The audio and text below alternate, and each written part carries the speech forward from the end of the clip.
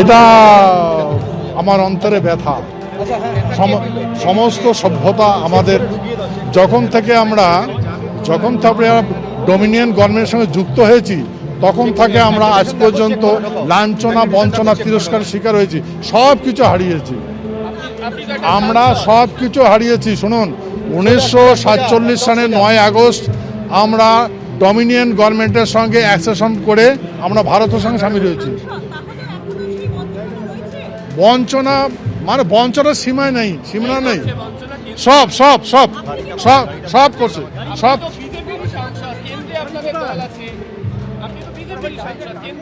হলে কি হলো, বিজেপি সংসদ হলে কি হলো?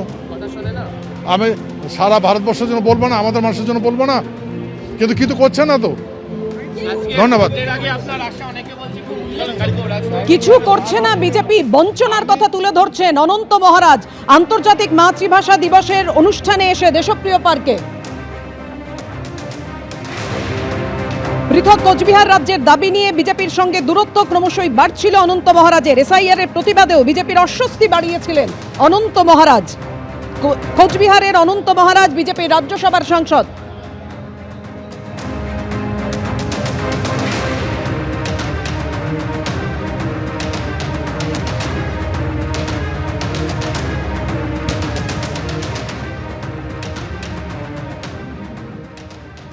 আমরা অনন্ত মহারাজের দীর্ঘ জীবন কামনা করি এবং তিনি রাজবংশী ভাষা সম্প্রদায়ের জন্য যেভাবে আন্দোলন করছেন করে যান।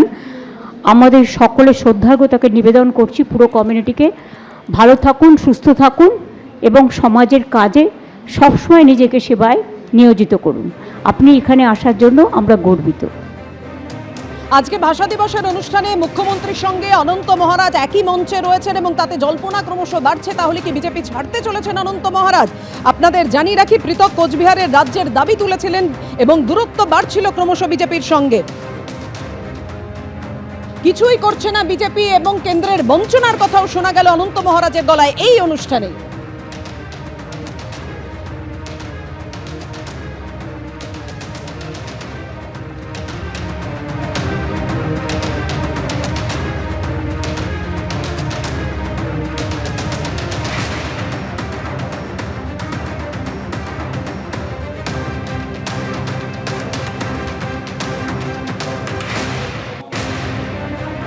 পাশাপাশি দুটি ছবি আপনাদের সামনে রাখছি। আজকে অনন্ত মহারাজ যখন মুখ্যমন্ত্রীর সঙ্গে সরকারি একটি অনুষ্ঠানে, দুদিন আগেই তৃণমূলে বিষ্ণুপ্রসাদ শর্মা যখন যোগ দেন, সেই ছবিও আপনাদের সামনে রেখেছি।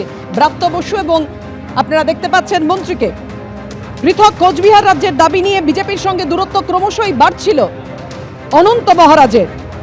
অন্যদিকে দুদিন আগেই বিজেপি ছেড়ে তৃণমূলে কার্শিয়াংয়ের বিধায়ক বিষ্ণুপ্রসাদ শর্মা। এবার কি তাহলে বিজেপি ছাড়ছেন অনন্ত মহারাজ? তৈরি হচ্ছে জল্পনা। ভাষা দিবসের অনুষ্ঠানে, সরকারি অনুষ্ঠানে মুখ্যমন্ত্রীর সঙ্গে একই মঞ্চে। এবিপি আনন্দ, এগিয়ে থাকে, এগিয়ে রাখে।